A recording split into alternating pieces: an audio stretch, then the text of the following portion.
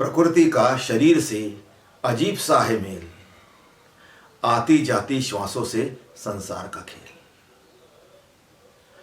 शरीर में प्राण सृष्टि का वरदान और अनुभूति का जगत मन की पहचान।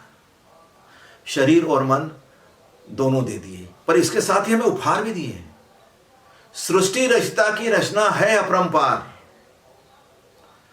दृष्टि में ही रच दिया प्रकाश का संसार। देखिए, इतनी छोटी सी आंखें पूरे प्रकाश के संसार को समाहित करती है, क्षमता रखती है। और प्रकाश का संसार मिट जाना, यह आप लोगों को बहुत अच्छे से मालूम है कि क्या होता है। हमारे जीवन का 80% हिस्सा प्रकाश पर डिपेंड करता है। देखना, समझना, सुनना, पढ़ना, सृजन करना, सब प्रकाश के ऊपर डिपेंड करता है। हमारी जितनी टेक्नोलॉजी है सब हमारे देखने पर निर्भर करती है। हमारी इतनी प्रगति, हमारी सुविधाएं, हमारी समृद्धियां, हमारी पीड़ाओं को देखने की और उसको समझने की कलाएं, सब देखने पर निवेश करती है। आप नहीं देख सकते, आप कुछ नहीं कर सकते। और फिर अस्तित्व की रचना के आगे सब नत, कानों में ही रच दिया नाद का जगत, संगीत का जगत, ध्वनि का जगत, पहचानने का जगत। कौन क्या बोल रहा है इसको जानने का जगत। नाद का जगत बहुत बड़ा है। हम तो ब्रह्म को भी नाद कहते हैं। और फिर नासिका की रचना अनूठी और खास, श्वास का मार्ग और गंध का एहसास। दो चीजें करती है नाक, आपको जिंदा रखती है, श्वास का मार्ग है वो, और गंध भी देती है, अच्छी गंध, बुरी गंध। सुरक्षा की दृष्टि से भी आप देखना, कई जानवर गंध पे ही अपना जीवन गुजारते हैं। हम लोग भी, आपके पास कोई चीज खाने में लाई जाए और गंदी दिखे, आप उसमें बदबू आए, आप नहीं खाते। आप ऐसी जगह रुकते नहीं है जहां बदबू आती हो। और श्वास तो आपकी जरूरी है। और फिर आगे ही रहेगी प्रकृति की योजना, जिह्वा में रच दी स्वाद की संवेदना।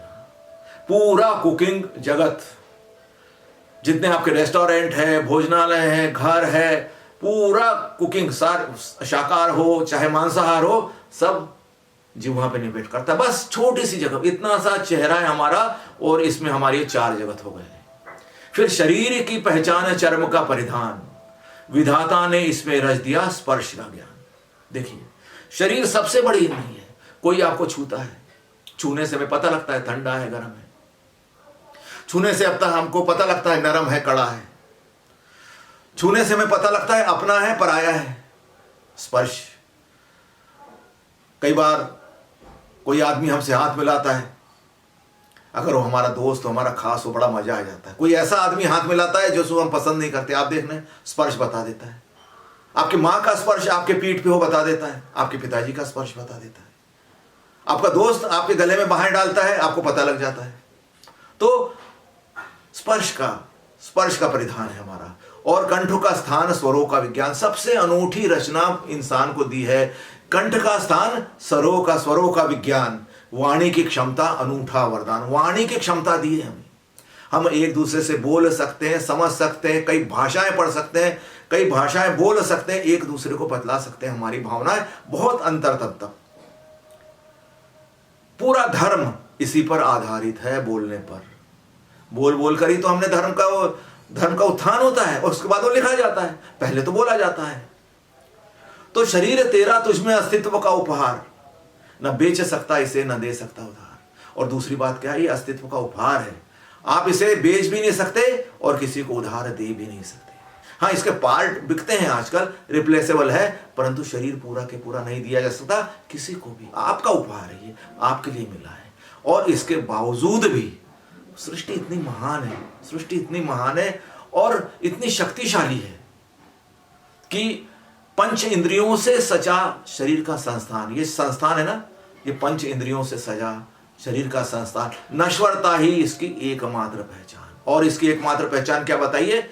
नश्वरता। ये नश्वर तो होगा, 5 संसार को अपने आप में आत्मसात करने वाला यह शरीर एक दिन विलीन हो जाता है अस्तित्व में। तो यह अस्तित्व की करुणा है। अस्तित्व इस बहाने, या इस ढंग से हमको बताता है कि तू और मैं एक है, हम एक ही लय में काम करते हैं, अस्तित्व और हमारी लय एक ही है। इसलिए हम क्या कहते हैं, परम तत्व का स्वरूप अनाम असीम अरूप। परम तत्व का स्वरूप क्या है? अनाम असीम अरूप, चैतन्य ही शाश्वत ब्रह्मांड का स्वरूप। हर जगह ये कहा, हमारे अंदर से अंतर्वाणी यही विचरती है, ब्रह्मांड का स्वरूप है, हम अस्तित्व का स्वरूप है। तभी तो ये 5 संसार, विलक्षण संसार हमें दिए हैं, और केवल इतने उपहार से ये रुक नहीं गया है, हम आगे देखेंगे हमें और भी कई उपहार मिले हैं। आज के लिए इतना ही। नमस्कार और धन्यवाद।